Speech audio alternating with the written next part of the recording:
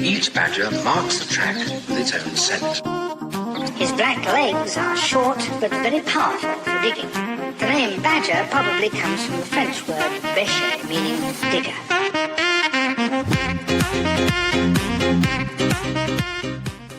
And hello. It is the Cricket Badger podcast. We've got Daniel Norcross there bopping around to my very good music. It's nice, that, isn't it, Dan?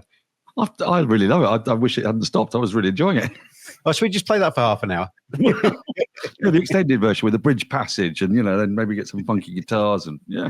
The 36-inch remix. Anyway, welcome everybody. Cricket Badger podcast. It is episode number 600. Hurrah! Loads of episodes. I mean, I don't even know when I started doing this podcast, but it's a while ago. And on to episode 600. And one of the features of the pod, as we've gone through it, has been Mr. Norcross joining me on the various milestones, particularly in the first half of that run. So you are welcome back for episode 600. Good to see you. It's absolutely lovely to be with you. Yeah, I've been very honoured to get the milestone episodes, but we're going to do it a bit differently today, though, aren't we? Because normally you're interrogating me about something or other. I mean, it depends what was going on in the cricket at the time, things like that. But we're going to do the switcheroo today, James. We are. I'm going to be a guest on your own podcast. I feel like that in my own house sometimes. Yeah, so over to you. Take it away.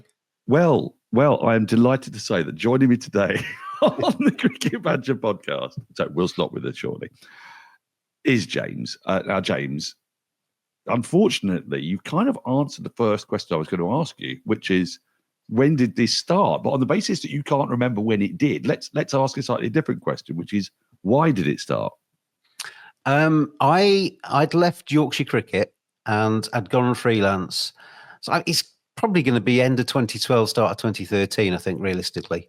I think myself and Graham Hardcastle initially had a chat. We'd set up a website and we were going to write for the website. And then Graham got bored of doing that or got busy doing other stuff. And I quickly realised that in my very lazy fashion, Dan, writing a piece of 500 words and then editing it and making it carefully crafted, although I love writing, takes a lot longer than talking to somebody like you for half an hour and then sticking it out.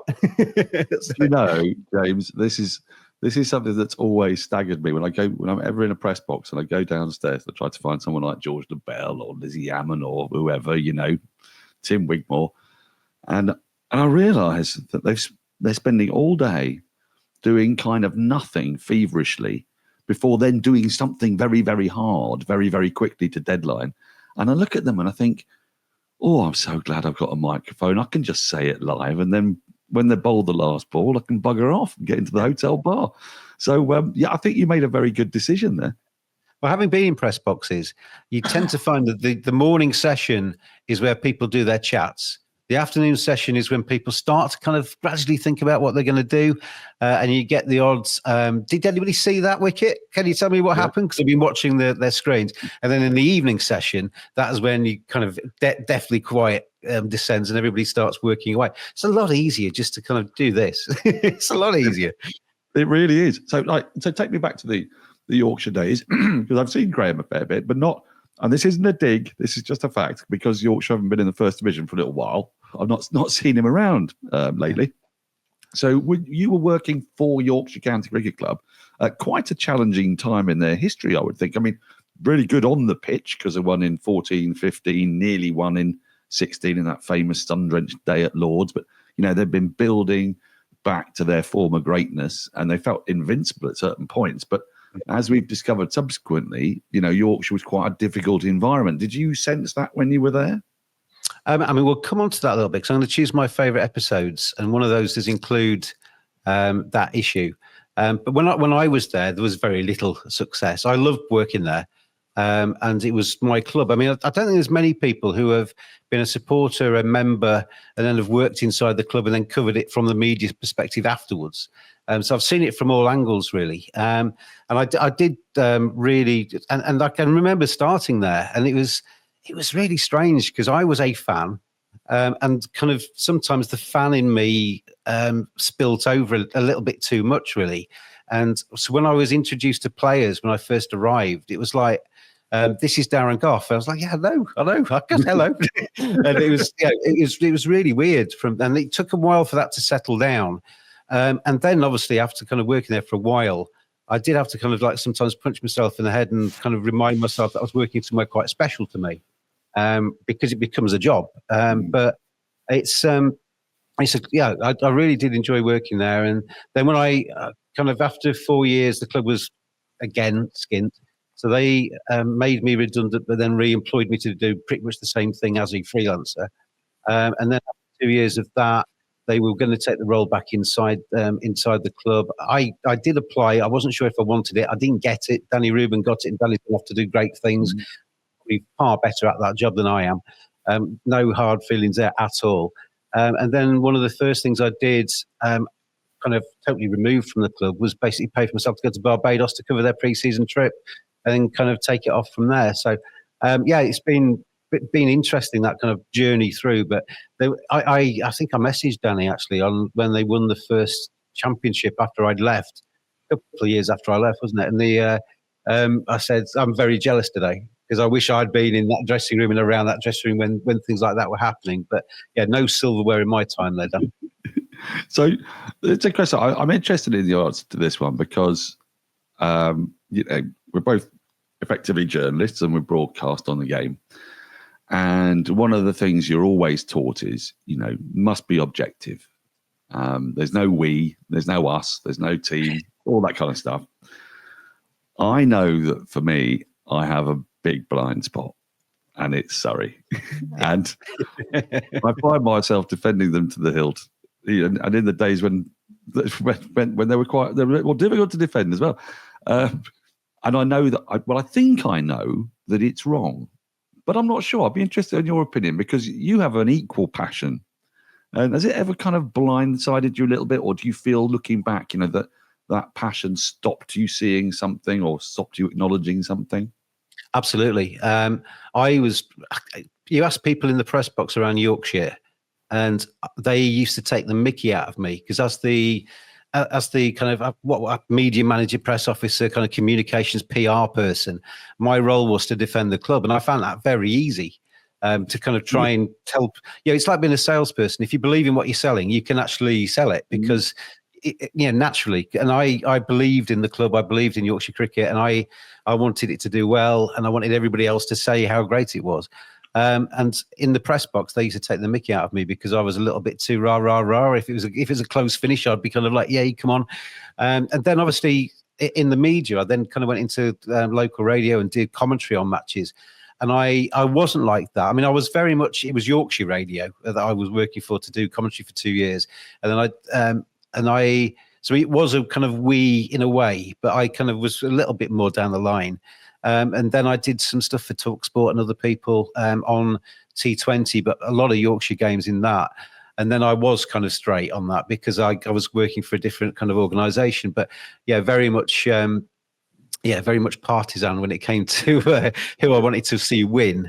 But then, I mean, you hinted at it earlier, and it's going to come up in a later question. But obviously, then when the racism at Yorkshire stuff came out, and as Ian came on the podcast, I actually remember on that podcast saying I didn't see anything, or kind of because I was still in that kind of defending Yorkshire cricket mode. And then after I finished talking to Rafa on the phone, I kind of when we do things like this, what the people don't, on the podcast, you have a little chat beforehand, and you have a little chat afterwards to say thank you or I'll see you soon or whatever. But with Azim, it was like about an hour. I was talking to him afterwards, and I got the sense that he was a very different person to the person I'd known a little bit when I was at the club. He was a player. We spoke. I did interviews with him. I did stuff with him, but he wasn't like a bosom buddy. I always seen him as being quite self-confident. He believed in himself, maybe too much at times. I mean, he'll admit that. But he came across as a broken person when I spoke to him off the record and a little bit in the podcast. And I started to think about, did I actually see anything? because the reflex was, no, I didn't, because I was defending the club. But then I started thinking, well, yeah, maybe I did a little bit. And in that process, my allegiance with Azim was never about individual people at the club. I don't, if you go through any of my social media, any of the podcasts, I don't think you'll find anything where I actually name anybody and sort of say they are X, Y, Z. My issue was with the club as a whole, that you shouldn't have let an individual, rightly or wrongly, come to you with a claim of racism and totally ignored it, which is what they did. And then they battened down the hatches, they dug their trenches, they, tried to discredit Azim, and they totally put walls up rather than actually come out, because nobody wants to say I am a racist or be accused of being racist, obviously. But there are ways of human beings don't like to admit they're wrong.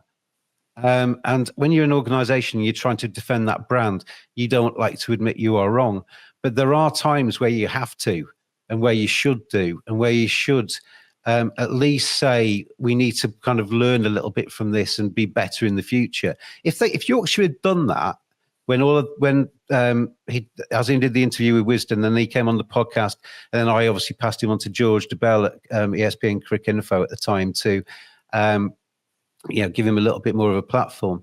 But if Yorkshire had done that, none of the rest of it would have happened. Now, whether that would have been a good thing or a bad thing, I'm not sure, because maybe it did need to blow up for it to kind of get noticed.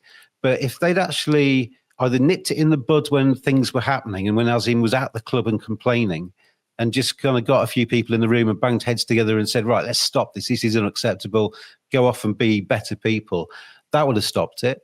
And if they'd actually given Azim a little bit of time and said, right, let's sit down and work out where we can go, and actually acknowledge him. And I think what he felt was that, as well as a load of heartache that he'd gone through in his life, with a stillborn baby, and obviously that crushed him. He was also completely, he felt he'd got an issue and a grievance, and that he was just completely ignored by the club. So that's where my standpoint was, that I love Yorkshire cricket. I want Yorkshire cricket to come out as being the best thing in the world, that people see it and look at it, and it's it's like you do Surrey. People admire it and think it's great. And in my view, that what they were doing with that was not great. It was wrong.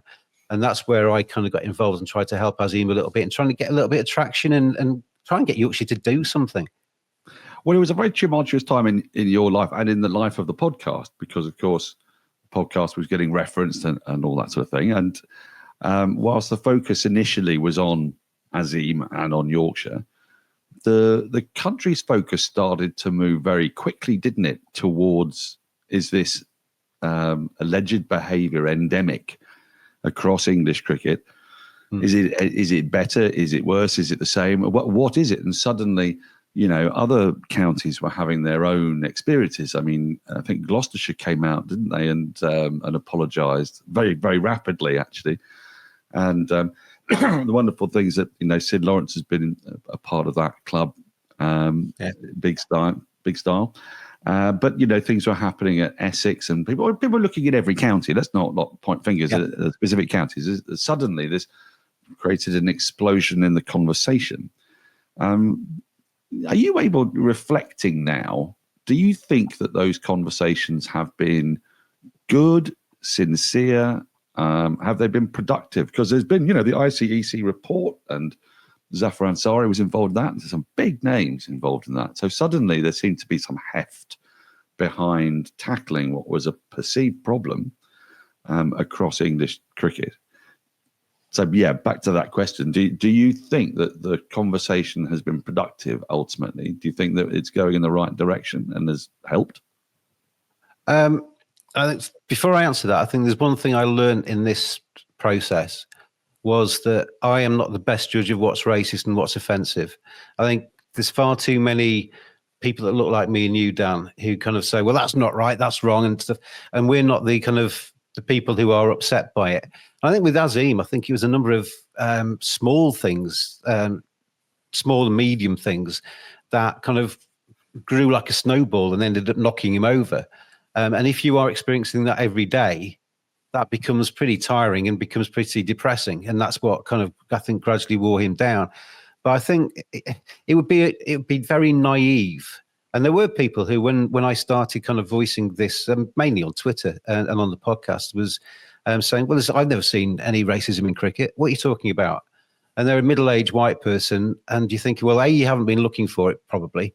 It's never affected you because you're not the target of it. And B, and C, your opinion is a little bit irrelevant, really, because when we've got victims coming out of, there were a lot of people speaking. Not everybody went head above the parapet, but it's them that we should be listening to. And I think, you listen to the victims and then you make a decision on what you actually believe, rather than actually think kind of knee-jerk reaction, oh, yeah, that's right, that's wrong, whatever. But I think it's naive to think that cricket is not affected by racism, because we only have to look at the UK. I mean, I tweeted the other day, I went through a few people's tweets. I'm quite political and I read all sorts of different things. And then you read a comment and you think there's going to be a reaction to that. So you kind of trawl down some of the answers. And some of the racism at the moment that's on social media it's stark. It's blatant. People aren't even trying to hide their bigotry.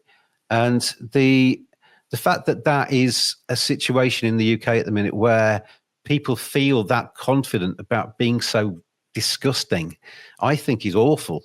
But if it's like that nationwide, cricket is not impervious to having people inside cricket who have those kind of opinions. Maybe do quite well to hide them at times, but it will be inside them.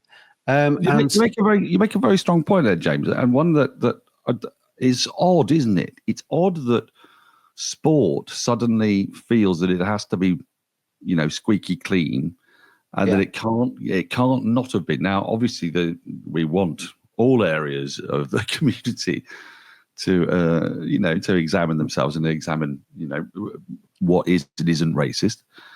But do you think that actually doesn't help? Because in a way, if you ask an individual to explore themselves, and they'll take that question very broadly and they'll think about all sorts of their own thoughts. If you put them on, I'd say, under the microscope, but if you just get them to conduct a thought experiment, people will be surprisingly open.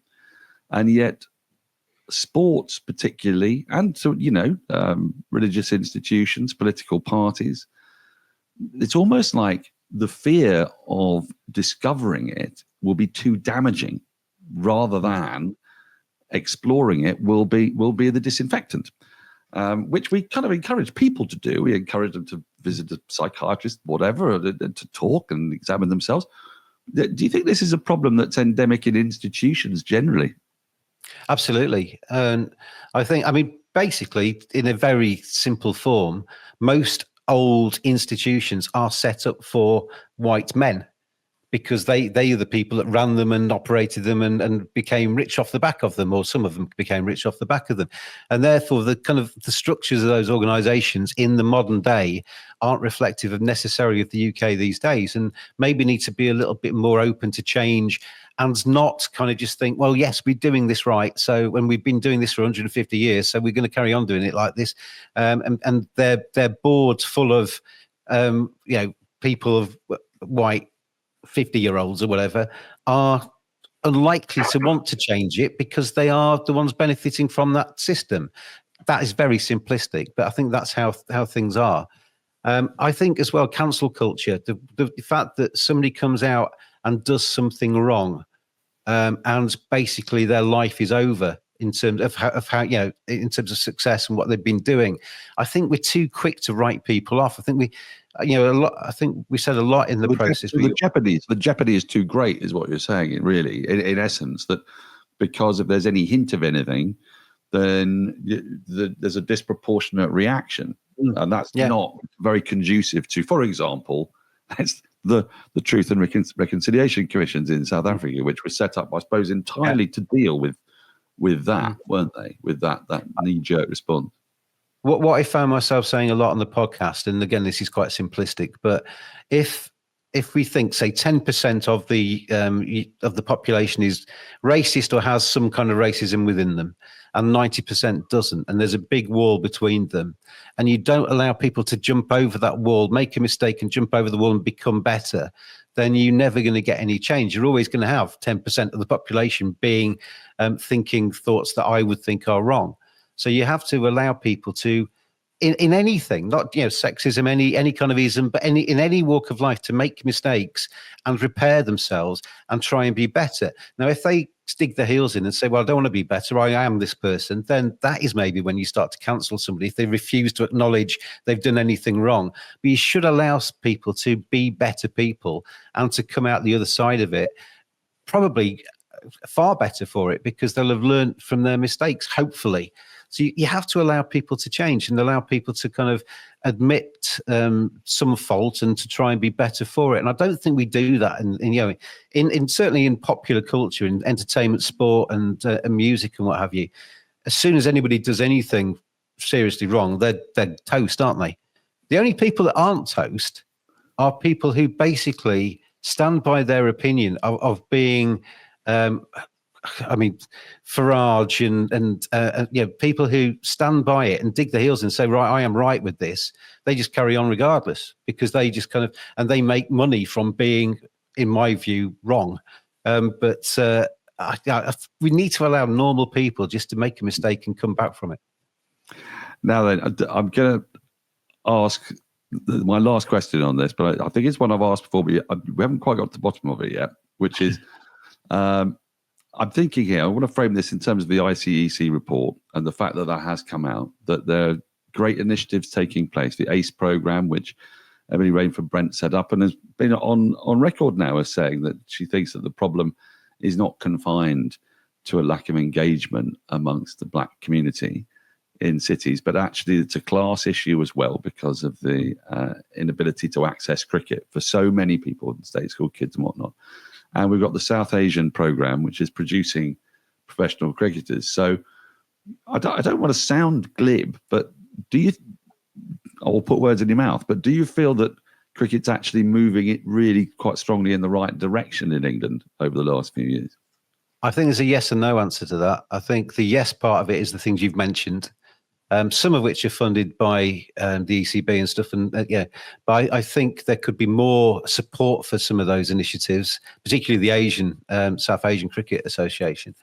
But I felt with Yorkshire, and I feel in other organisations away from sport even, that the only thing that makes people do anything is if it costs them money or their reputations individually or as an organisation are tarnished, and then they have to repair. And the ECB had to repair, because the ECB, I think, did things wrong in the process as well. And then they commission reports, they commission investigations. We see this in all kinds of walks of life. And then the findings come out, and then what do they do about it? And I think there are steps in the right direction, don't get me wrong. And I think some people who were maybe on the fence are now taking it more seriously. But I do think that people do stuff when they think they have to, and then they go back to how they used to be. And what I think as a cricket community we can't afford to do is let people go back to how it used to be. They need to put those actions in, the 10-point, 12-point plan or whatever it is. It was noticeable to me that when it was all in the news, that 12-point plan was mentioned pretty much almost every week by the ECB. I can't remember the last time I heard about it. So, we need to kind of keep those things. If they've made these decisions and they've involved people and they've come to that conclusion, then keep going with it and tell people what they're doing. And I think the important thing as well, as I said before, is involve Asian communities, involve black people, involve people of all different backgrounds, Jewish people, whatever, women, in the process of actually making decisions on how the sport should be better as well. Don't just confine it to a room at Lords where people in suits who are always in there are making those decisions. Get those communities in, even if you have to go to them, go into the middle of Leicester, come to Bradford, do that, sit down with people. What could make your lives better? And actually properly listen to people rather than actually think, well, in a year's time, we'll be able to say we came to Bradford and we can tick that box, but we're not actually going to do anything with what anybody says. You need to listen. You need to then act on what's said. That's the last we're going to talk about on this subject, I think, because and I started there. I did wonder where I wanted to start, but I wanted to start with really the thing that has not defined the Cricket Badger podcast, but definitely brought it to prominence and probably caused you the most amount of stress in your 600 episodes around that period. That must have been the toughest time. One of the nice things done from it is I mentioned earlier, I didn't really know Azim too well when he was at the club. During that period, I was on the phone to him pretty much every day, sometimes calming him down, sometimes kind of advising him, sometimes just having a chat as a friend. And we're now, I would class us as quite close friends now. And that's a positive because he is somebody who I think is miscast by a lot of people. He has done things wrong in the past, haven't we all? But I think from somebody who I've spoken to a lot, and I've been to a cricket match with him, sat next to him, and he is so cricket intelligent.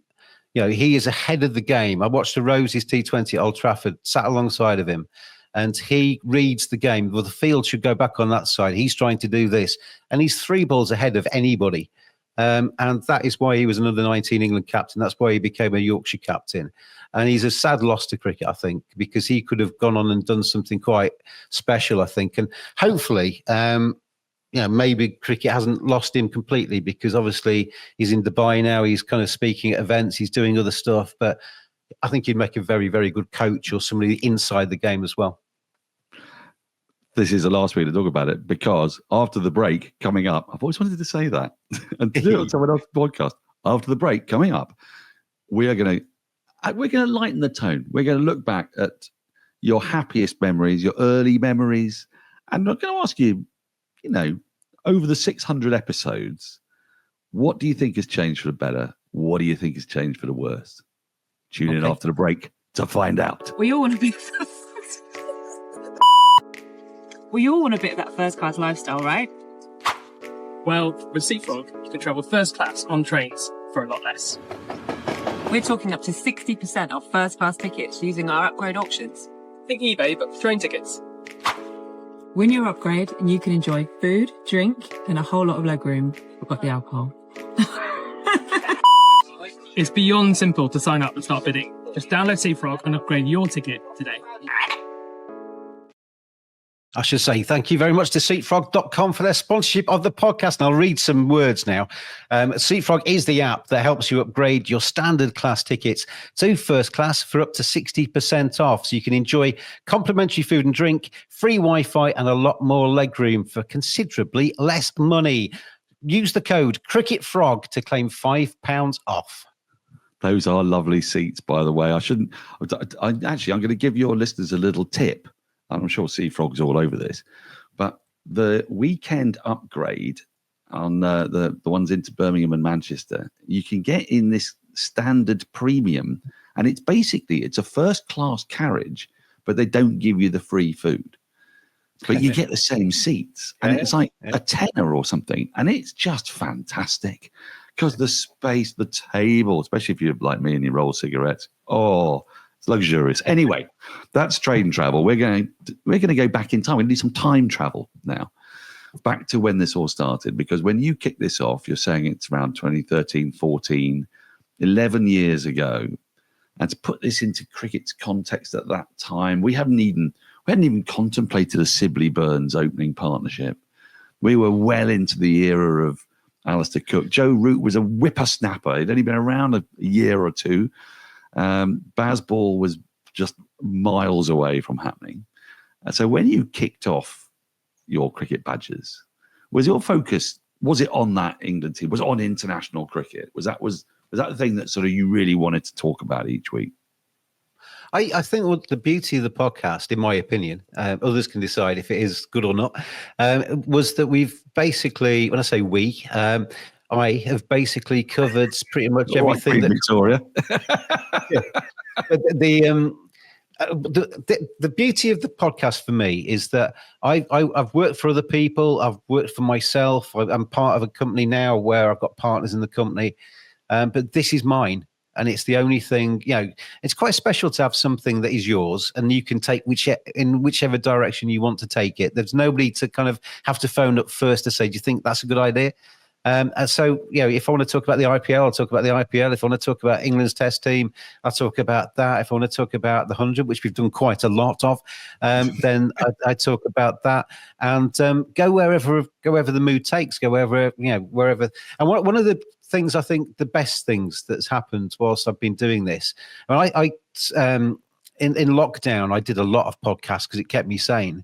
And during lockdown, I recruited the fan badges and basically just stuck out on Twitter.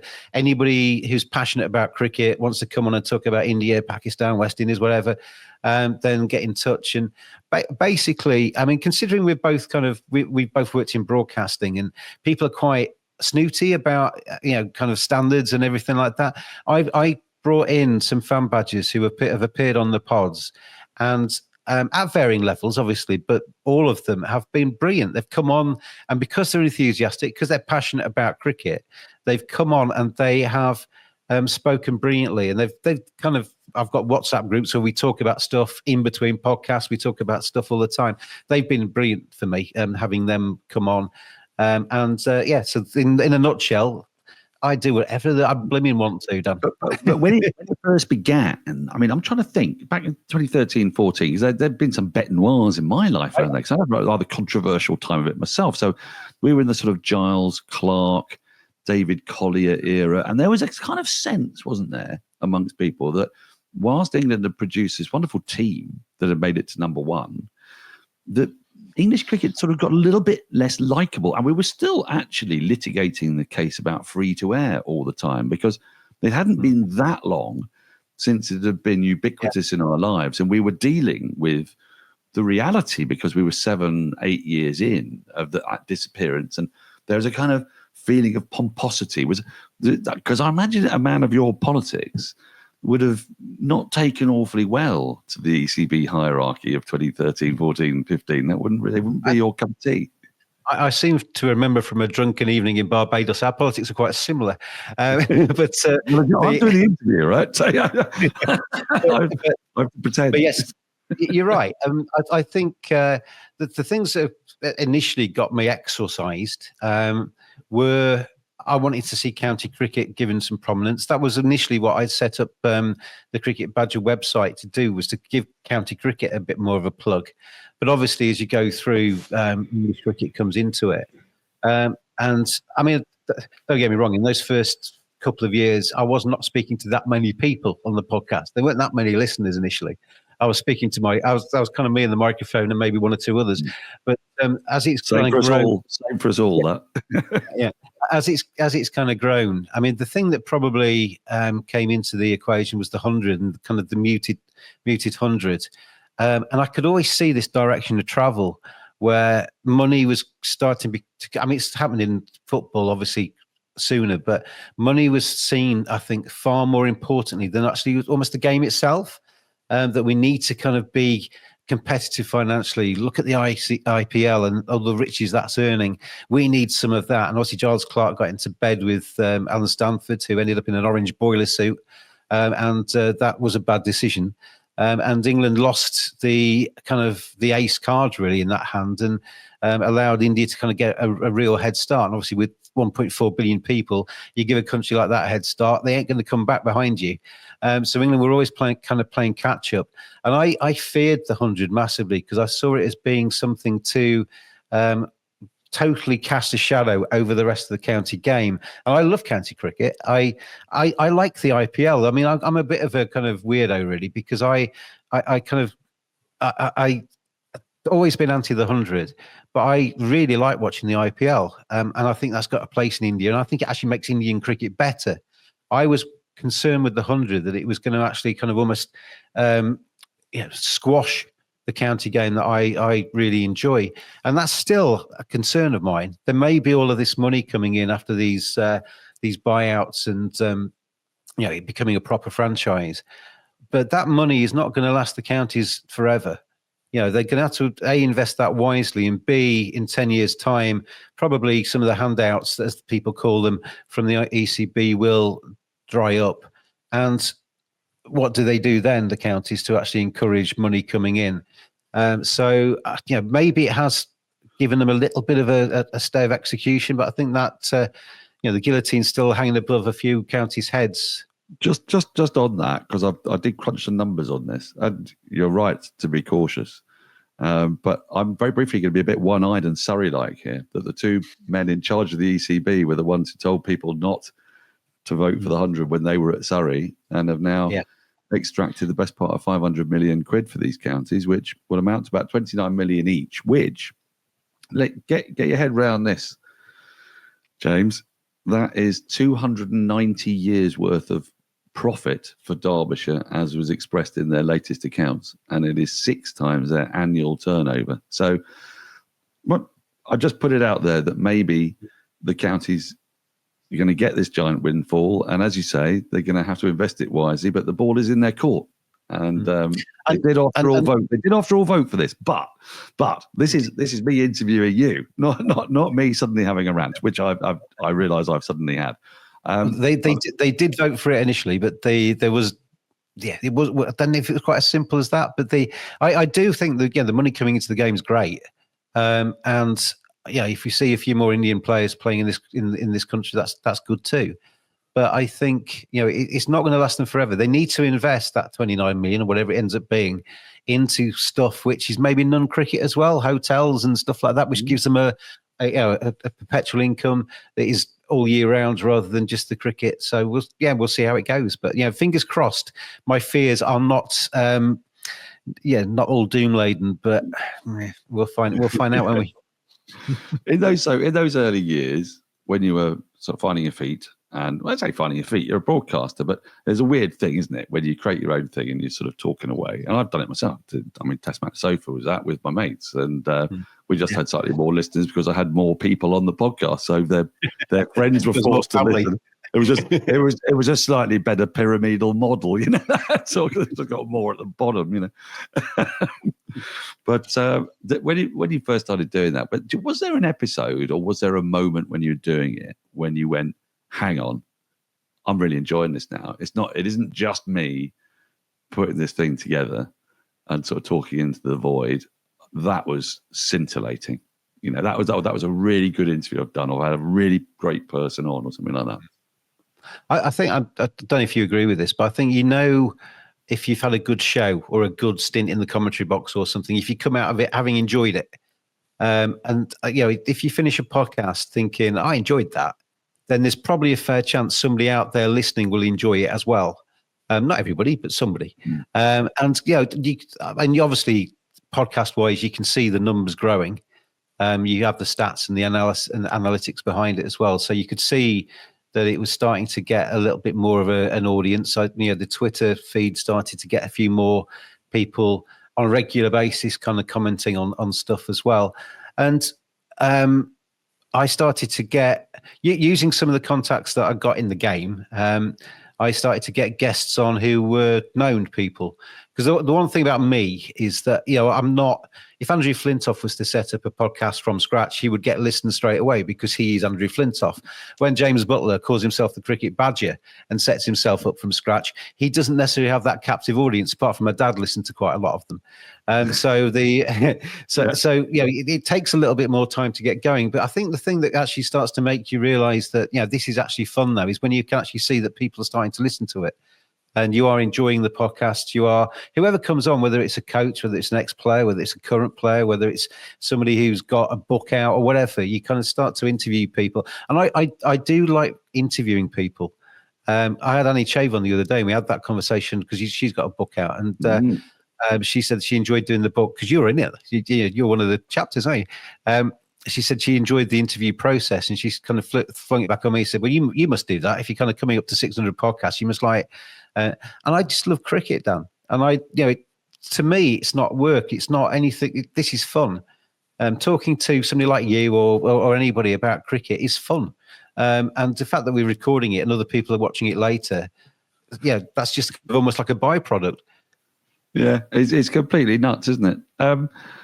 Over the course of what must have been 10, 12 years of doing this, have you noticed your your sort of eagle eye moving onto different topics more regularly. I'm trying to think, because we've had a very similar kind of time span in doing this. I started Test Match Sofa in 2009 and started with the BBC in 2014. So kind of, it's a very similar kind of time span.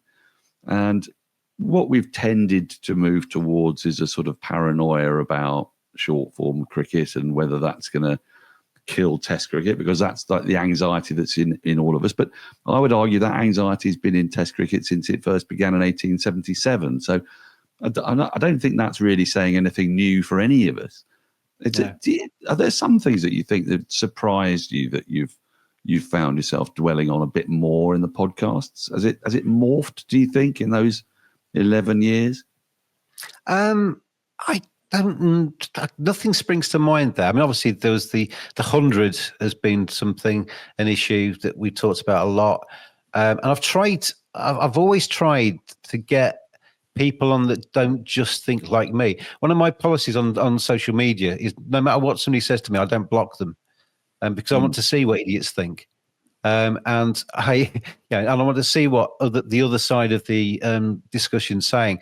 And I do quite enjoy getting people on who have maybe slightly different views to me, and I'll listen to them. I'll probably chip in every now and again and try and have my say, but I'll listen to them. And I can remember having a podcast where I got a number of people who were either pro or anti the 100, and we had a bit of a kind of to and fro on that about, this was right at the start of it, about whether they're excited or not, and whether it was a danger or not, and all that kind of stuff. And I quite like that, having people on who don't necessarily think the same as you. And the one thing that started to happen as well, Dan, was that people started. I used to have to chivvy people. I saw somebody had brought a book out, and I'd have to try and find some contact details. Would you like to come on my podcast to talk about their book? What has changed as the podcast has got a little bit more of a foundation is that now people come to me saying, this guy's got a book out, would you like him to come on the podcast? And that's quite nice. You don't have to necessarily do all the hard yards to get that person on. And you get some free books along the way as well. You get all that, and then you get to choose the content of your podcast, because of course that's one of the things that I discovered early on, I'm sure you did, which is that you sort of take what you're given and you make the best of it. And sometimes it's surprisingly brilliant. And sometimes it's, I wish I was able to talk to the bloke who's, I don't know, like Simon Lister, who's just won the MCC Book of the Year award, that kind of thing. And that does change and is all the more lovely for it. Have you got a favourite, apart from Azim, have you got a favourite interviewee, do you think? Someone that just leaps to the front of your mind. I'll give you three. Vic Marks came on. I've always been a fan of Vic Marks. When Victor's on the radio, I just love his voice. And I like his little chuckle and that kind of stuff. And he came on and he was exactly what I was hoping he would be. Because they say sometimes don't meet your heroes, and that can be very true. But I really enjoyed my 40 minutes, whatever it was, with Victor that day. David Gower was another one during the lockdown, I think it was. I'd messaged him. I'd met him because I'd asked for his autograph going back a long, long time. But I'd never worked with him, never kind of been in a kind of official capacity with him. So I just kind of contacted him out of the blue and said, I'd noticed he started following the Cricket Badger Twitter feed. And he'd mentioned I'd said something hilariously funny, which won't surprise you, on Twitter one day. And he'd actually read it out on commentary, on Sky commentary. And I'd noticed that my followers had gone up by about 250 in about 5 minutes because he'd mentioned So off the back of that, I direct messaged him and said, would you like to come on as a guest? And he did. And you could never be too presumptuous in how much time somebody's going to be able to give you. And I usually say, if somebody says, how long is it going to be? I'll say 30 or 40 minutes. There have been times, Dan, where it's been more like 25 because I've run out of questions and they haven't given me a huge amount. And there have been times where it's gone a lot longer than that. I think that day with David Gower, he would have given me 4 hours if I'd needed it, because he was still on the chatting to me. Probably I put it out in two episodes in the end, and he was still chatting, and he was lovely, and so I really enjoyed that with him. And Sir Geoffrey, who you worked alongside, I knew him from when I worked at Yorkshire, and I think he's quite misunderstood at times, Sir Geoffrey, because he has a soft underbelly, and if he likes you, he shows that soft underbelly. When he came on, I did his in 2 parts as well. And it's funny. I think it was during lockdown. It was anyway. Rachel and was out shopping or something. He'd been left at home to set it all up himself, and he did it and everything. And the thing about Geoffrey, which you'll know, is he's quite meticulous. He likes to prepare stuff. He likes to get ready. So he asked me I do 20 questions, and I reserve the right to add a few questions in as we go through, but that's the kind of framework for the discussion. And so I'd sent him the 20 questions. We were kind of about halfway through. I can't remember which question it was now, but I asked the next question on the list, and I thought, this answer doesn't quite work out. And he was reading out his answer to the next one. So I had to, Geoffrey, hang on a second. You're getting ahead of yourself. But he was great. And I don't necessarily share the same political views as Sir Geoffrey, because he's a rampant Tory. But I have enjoyed my time with him, and I did enjoy him coming on the pod. Well, two things to just to think on. I remember him coming into the Headingley box same day that Ed Miliband was there. So he was working on the test match. Ed Miliband came in, and you wouldn't believe it, but they're incredibly good friends, even though their politics are completely different. Geoffrey was goading him about Brexit, but Ed was taking it in incredibly good stride. And the other one was that my very first time I ever really encountered Geoffrey was remotely. Nick Holt of the Daily Telegraph, I think, was ghostwriting him, and he'd come on Test Match Sofa, and he was sitting in the green room. Well, I say the green room, the kitchen of this flat we were in, green room.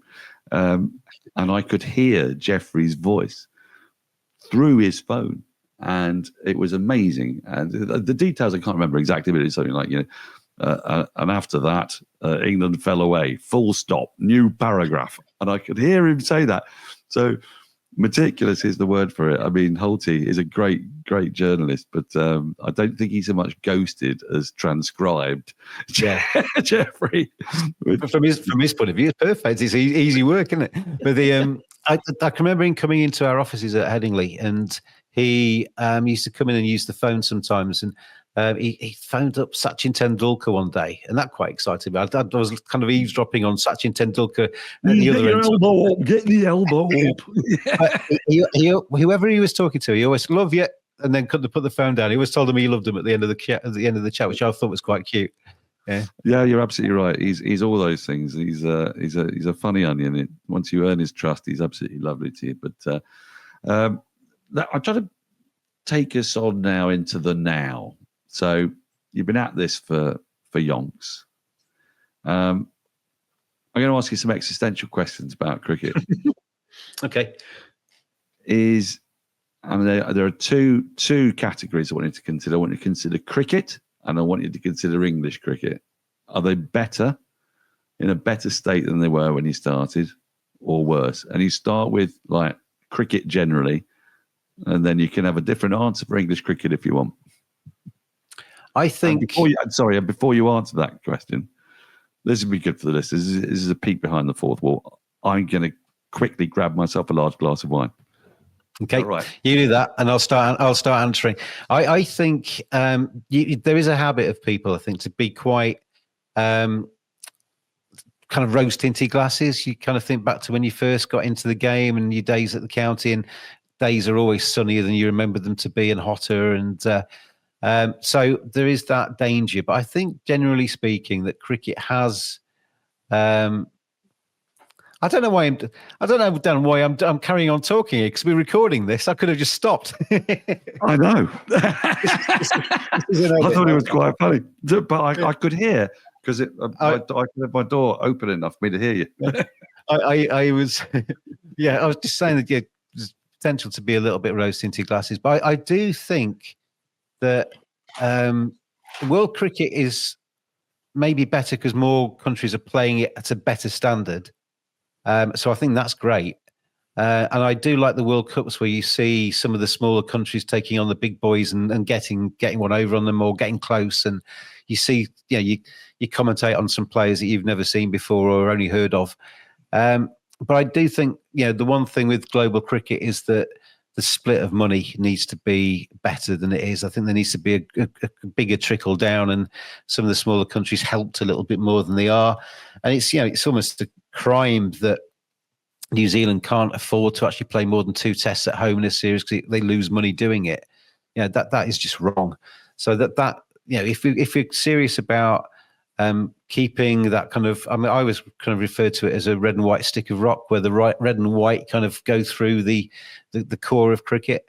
If you're serious about giving love to white ball and giving love to Test cricket, we need to be serious and actually help the future Test cricket by spreading the money around and sustaining those Test teams.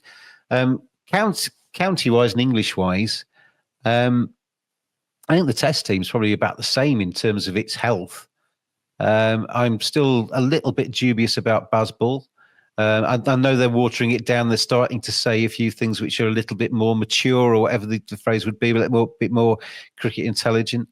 And they are maybe learning some lessons. But I do fear that over the next year for English cricket, India at home, despite the loss of Kohli and Rowett, and then obviously notably Australia down under, they're the series that England get judged on and marked on and kind of lose jobs over.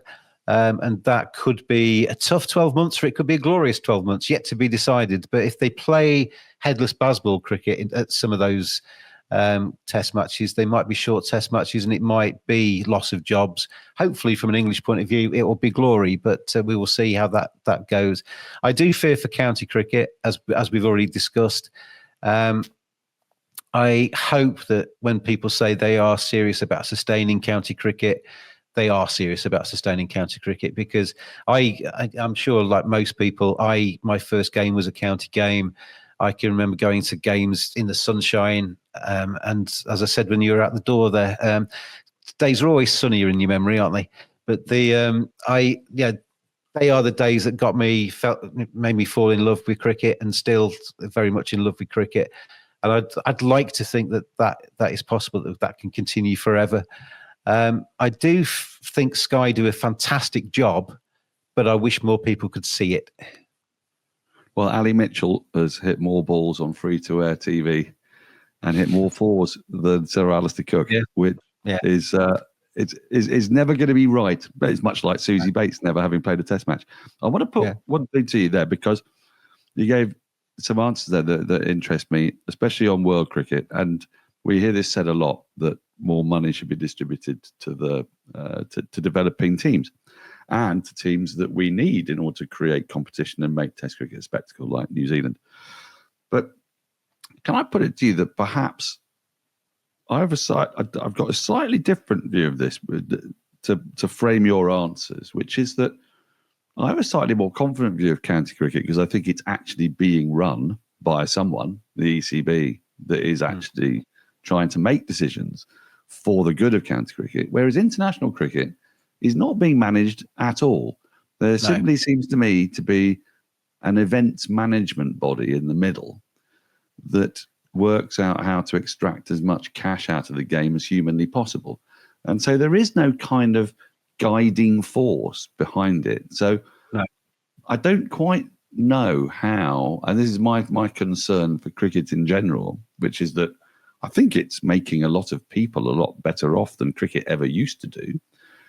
But there's been a part of cricket ever since it began. You and I were at Bridgetown, Barbados, and you've looked around that incredible stadium, and you can create Hall and Griffith stand is there, and a Garner and Marshall stand. There's your 4 fast bowlers. Worrell, Walcott, Weeks and Sobers are batting 3, 4, 5, 6. Walcott's keeping wicket. Conrad Hunt is a utility number 7. And Greenwich and Haynes are opening the batting. And cricket has, I think, got so complacent that it has never had to kind of manage itself, because cricket has just arrived. And no one says, how does an island of 300,000 people that we had a fantastic week in manage to good, wasn't it? It was really good. When we went to the Empire Club and saw all the knights of the realm. The Empire Club is a tiny club, ladies and gentlemen, on a tiny island. And there were 14 Test cricketers on the wall. that's basically 13 more Test cricketers than Wandsworth has produced, pretty much. I think David Smith from Balham, and it's a comparable population. So the reason I raise it, James, is to sort of say, has cricket always just been a bit laissez-faire? It's just happened, and that's been a problem.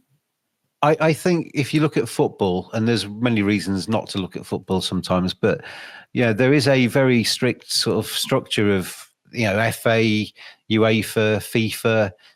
They are events management companies because they run the World Cups and what have you, but they also lay down the rules and they make decisions and they ban people and they kind of not, and when people talk about the kind of money being dribbled down, they use that kind of analogy of Brazil, England, Germany get the same amount of money as the other nations in football. And that might not be possible in cricket. Let's not be naive, because India probably needs quite a lot of running because it's got 1.4 billion cricket fans in it. So it probably does need a little bit more money, but maybe not quite as much as it has. So does Bangladesh, and so does Pakistan, who have 200 million plus people in them as well. Yeah, and probably slightly more logistical problems at times as well. The job of getting 1.4 billion people into 11 shirts is quite a tough one. So there are problems, economies of scale don't exist all the way through. But I think you're right. I think, the ICC kind of is supposed to be the governing body, but it's not the governing body. It kind of just creates events. In my view, it creates too many events because we have too many World Cups. They become less special. It's like T20. When T20 was introduced, it was kind of hit and giggle. Let's have some fun, play it over a couple of weeks, and let's have a bit of a laugh. Now, the IPL is going to stretch on for 3 months. You can strangle the golden goose, let alone kill it, and stamp on its head. They're absolutely rinsing T20 for as much as they possibly can. Somebody, and it might be too late because I think some of these horses have bolted out of the stables that I would like to protect, but somebody at the very top in their ivory tower at the ICC needs to actually maybe have a little bit more clout, have that shotgun on the kind of the to actually say, you need to back down, India, you need to West Indies, you need to do this kind of, and actually be a little bit more administrative and aggressive in their kind of controlling of the game. But I think it might be a little bit too late. But it's a weird thing, isn't it? Because we've got the ICC, who's supposed to be in charge of global cricket, and then we've got the MCC that does the rules. It's all kind of spread out, and each country kind of looks after itself, and each country's obviously got very different opinions on what's good for the game because it will affect them in different ways depending on what happens. It's not an easy thing, kind of, if you said to me, right, you're in charge of the ICC, you can go in tomorrow with all the powers you've got, you'd have to have a proper think before you started to actually kind of wave your fingers and wag your fingers in people's faces, because it's not a simple solution. But I think it could be done better than it's been done. It's a great way of spreading accountability to the point of there being no accountability, it seems to me. And even in, and I said in the preamble to that question, really, that I think that at least county cricket does have the ECB, and then the ECB itself has got 18 counties in the MCC voting on anything in order to make anything happen, which is democratic, but in one sense, but also sclerotic. So I don't know. I don't know whether we can muster a great deal of hope for the administration of cricket, but I've always been the sort of person, and to a degree I think you are too, who loves cricket so much that actually the administrative stories, they're important. Of course they're important. But if there was never another administrative story and all I had to talk about was the cricket, I think I'd be the happiest man. Would that be where you are too? Yeah. I mean, my ideal day is sitting at a match, just with my feet up and watching the game. It doesn't necessarily have to be professional either. Go out for a walk and there's a kind of club game going on somewhere. I'm more than happy to sit on a park bench at the side of the pitch and just kind of see how they're getting on for 20 minutes or whatever. I just really, for some reason, I don't know what it was. Kind of going back to terrestrial telly, the 5-year-old me or 6-year-old me or whatever, kind of surfing through the channels on some Saturday afternoon when my mum was telling me to get outside because it's fresh air and it's sunny. And found cricket and kind of got hooked on it, and then went down to Kent and went down every year with my grandma. And My great uncle Reg took me to the Canterbury Festival every August, collecting autographs afterwards, smelling the kind of cigar smoke going around the stands and stuff, which you obviously don't get these days. And it's kind of some memories just kind of pass you by, but there's some very vivid memories I've got of my first forays into cricket. And that once you've got once you've got the bug for cricket, it's quite hard to shake it off. And I never have. And cricket is such a great stats game. There's so many great anecdotes. There's so many characters. There's so many stories. It's just there's always something else to find out, isn't there, with cricket? It's great. So that young Badger, who is his first idol? My first idol was John Edridge. I don't know what that tells you. Who was yours? Two, and one of them might surprise you. Well, both might surprise you. Chris Cowdery. My first team that I watched was the Asif Iqbal, John Shepherd, Bob Woolmer Kent team. And the first game I ever watched was actually against Yorkshire with Sir Geoffrey walking out. So he wasn't a Sir then. But then my kind of heroes started to develop. Chris Cowdery, I loved watching him play because he was kind of and I interviewed him for one of my books, and he admits that he became the antithesis of his dad almost, hoiking across the line in one-day cricket to try and stop the comparisons with the cover drive. But he was kind of tall and dark and handsome and all the rest of it. And I kind of looked at him and I thought, wow, I quite fancy being him. And then there was one day, I've told this story before on this pod, but there's been 600 episodes. Not everybody's going to listen to everyone. Where I stood waiting for an autograph at outside the pavilion at Canterbury, and an older woman tapped me on the shoulder. You know, when you I would have only been 9 maybe. And so older woman, she was probably only about 40 something, but it seemed really old to me. And she said, do you mind going up to the Kent dressing room? Because my son's up there and I need to get his short sleeve sweater because I need to stick it in the washing machine tonight. And I said, yeah, okay. And I was quite a shy little fella. So I kind of, armed with this knowledge that I need to get this jumper, I started to ascend the stairs, got to the top and realised the Kent dressing room was to the left. And there was Brian Luckhurst sitting at the door of the dressing room with a fag on, leaning out the window. All right then, Sonny, what are you doing here? And I said, I've just been told by Mrs. Cowdery that I need to get Chris's short-sleeved sweater.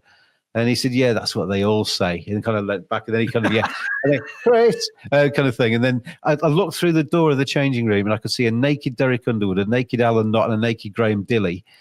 Because they were all getting changed, and which was quite an eye-opener as a youngster.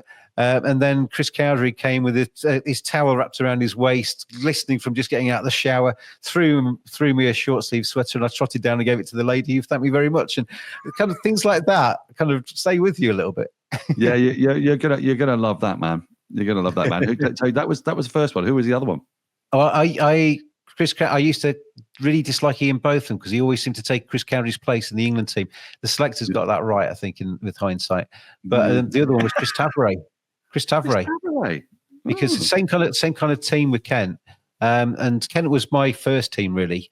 I'd lived in Lincolnshire, went down to Kent every year, and it was only kind of when I got into my teens that I started kind of travelling with my dad to Scarborough and Yorkshire cricket, and that kind of took over. But Chris Tavray used to play some really dynamic innings for Kent. He used to smack it all over the place. And I used to really defend him when he was kind of like 12 not out of 578 balls or something in a test match. And he was just standing there and kind of, looking like the dourest thing in the world. I'd seen him play some incredible innings, really outrageously cavalier. And you could hardly realise it was the same person. But I used to see him play some fantastic innings for Kent. He won a one-day game with a 6 off the last ball, I think, once. And a nice little hark back to earlier on in our conversation. He was at St John's College, Oxford, with Vic Marks, one of your favourite interviewees. So that's lovely. Cow and Tav, the first heroes. That's good. Yeah. Okay, so I'm going to finish this off shortly, because I realise, I could go on for hours and hours, to be honest with you, but as we did in Barbados, we can sit and talk about cricket forever, can't we? We could. That's a beautiful thing about it. That's a wonderful thing about cricket generally. If you've got someone who loves cricket and knows about cricket, then this could go on forever. But I wanted your early idols. When you get older, don't really have idols anymore, do we? I don't suppose. But there are some cricketers that make my heart sing and cry. Who are the ones right now that make your heart sing and cry, and why? I think it changes from being an idol where you actually have almost like a poster boy and you kind of think, oh, wow, that's special, to being somebody that you just really admire and like watching. And in that category for me, I mean, Rooty has to be right up there because I kind of followed his career right from when he was coming through as a teenager at Yorkshire and have watched him kind of grow and blossom. Johnny B's in that same category. But then on a more wider basis, but a lot of them are English, it has to be said. I love watching Rohit Sharma, and I'm very sad that I'm not going to see him play Test cricket this summer because I think he's for some reason, Mumbai Indians, I think it was because of Sachin Tendulkar's Yorkshire roots, and Mumbai Indians became my team. And so Rohit Sharma lifting all the IPLs, I used to really like, and then going into Test cricket, I used to like that. I love a fast bowler. Mark Wood's right up there. And he's been on the podcast, and I really enjoyed talking to him on the podcast. What you see is what you get, I think, with him. And, he's just wholehearted and runs in. And that spell he did at Headingley that day and various others have just, speed without skill is useful, but it's not the be all and end all. But he's got the skill as well. It's so Badger to find the only out lefty who plays cricket. Well done there. Get him on your pod. But there's loads. There's loads. Yeah. Can I give you one that I think will touch your heart in the coming years, and by which I mean you'll be very familiar with this when you're a young man, when David Gower went out to bat often at the fall of an early wicket, and you just could not move from your seat in front of the TV. And frequently he would get 55, 60, 70 up to the lunch break, and all you could imagine was this wonderful day after lunch once you get over that wretched 40-minute break. And just before lunch, he'd be the only man who'd be able to edge this ball because it had moved late off the seam and no one else would have got anywhere near it. But he'd waft at it and get caught in the gully. Yeah. And your heart would break. Your heart would break. He'd be called cavalier and lazy. Yeah. And you sort of briefly hated him for it. The person that was giving you the most pleasure was giving you the most pain because they were flip sides of each other, the two sides of the same coin. Let me put to you, Jamie Smith. When this nonsensical experiment with the gloves, he's perfectly fine wicketkeeper, but he's the best young batter I've seen come through since I was shocked by Kevin Peterson in 2005. Genuinely shocked by what he could actually do. Probably in the one-day series just before that, wasn't it, in 2004-05? And your eyes are out on stalks. Well, I've seen a lot of Jamie Smith, and he does things that I haven't seen anyone do since Kevin Peterson did. And he'll break your heart. He'll break your heart because, like all cricketers that aren't Donald Bradman, he'll get out more times than not for fewer than you wanted to see. I think the only other one that comes into my head, A.B. de Villiers. Used to watch him in all formats as well. You look, people forget his Test record. It's a very good Test record. But in that some of those innings he's played in T20. He's got every single shot. I mean, he's a talented sporting guy. His hand-eye coordination is ridiculous. He worked out a technique that could do anything. And then he played a veterans game, one of the old games the other day, and got 100 in that as well. He still got it. If you said to me, if you'd asked me the question, if you could be any of the players you've mentioned, it would be him because he's just, you'd feel invincible playing like that. It's like he's playing a computer game, but he's doing it in real life. Okay, my last question. Because we've been at this for nearly an hour and 10 minutes, Yeah. My last question, and I'm taking right back to the beginning. But you've got two one eyes on you, like me. You've got one eye is Surrey, one eye is England. When Surrey's players get taken for England, I get a bit annoyed. One of the eyes twitches like Dreyfus from the Pink Panther movies, but the other one is delighted because he gets to see them playing for England. So. Yorkshire haven't had a bad start to the season. I mean, they could have beaten Essex the other day, and all the teams are quite bunched. Got some funky-looking bowlers, got some nice young batters there. England are going off to Australia, a place that they have not won in since 2010-11, and they've had some awful shellacking since then, 4-0. Not just not winning a series, not winning a match. Not winning a match. No, exactly. So you've got one choice here, James.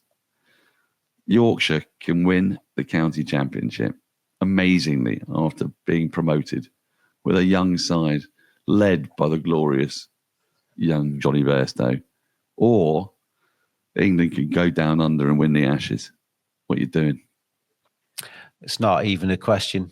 Yorkshire winning the title. That would be, Anthony McGrath going back there. I've got a huge amount of time for Mags. I think he's great.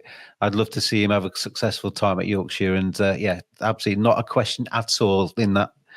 Obviously, I'd like the Ashes as well. But I tend to watch, I do commentate on England games in Leeds off tube, but I find myself not caring if England win, but I like to just watch good cricket, and I am more than happy to watch another team beat England as long as it's a good match. And whereas with Yorkshire, it's different. Well, Yorkshire are playing Surrey in a couple of days' time from the point of this recording. It might all be history by then, but I can't wait. I'm half Yorkshire, so if Yorkshire do win, I'll just about be able to cope. James Buttler, it's been a delight to interview you on your own Cricket Badger podcast. And can I say what an incredible achievement it is to have reached 600 episodes? I applaud you. Thank you very much, Dan, and thank you for being my guest today. And it does sound like a lot, doesn't it? 600, and it is. Can I just say a few thank yous before we go? Because 600 is probably. I'm not going to do an Oscars speech, but thanks to everybody that's watched. Thank you to all my guests, including Dan, along the way, and all the people that have come on, players, coaches, writers, whoever. Thank you to the fan badges. Mentioned them earlier, but thank you to them because they've come on more than many, and always good value and enthusiastic and passionate about it. And thank you to everybody that's watched it. And hopefully you'll carry on watching it. Hopefully we'll have plenty more, or I'll have the royal way again. I'll have plenty more Cricket Badger podcasts coming up in the future. And thanks for your eyes and ears on this one and on all other 599. Thanks, Dan, for being on with me on my 600th. Hopefully see you again before we get to 1200. Yeah, too right. Well, I mean, I've done 650, for heaven's sake. Actually, when you ever go past A.E.J. Collins' 627 not out, isn't it the highest recorded score in some Poxy House match in a public school? I don't think I've not shown you this, actually, because the thing I created to be the front cover of this podcast on YouTube and what have you is, have I loaded it? Did I load it? Did I? Where is it? Here it is. I used the people that got 600 Test wickets. So, brilliant. Yeah. Oh, that's brilliant. I'm loving that. So that's the title screen for it when it goes on YouTube and what have you, probably on Friday. So you'll be watching this on Friday or Saturday or over the weekends. But thank you, Dan, again. We better finish this at some stage because we could carry on wittering on forever. Thank you to Dan. Thank you, all of you out there. Here's to another 600. And I will see you again very soon indeed on the Cricket Badger podcast. Cheers all. Bye.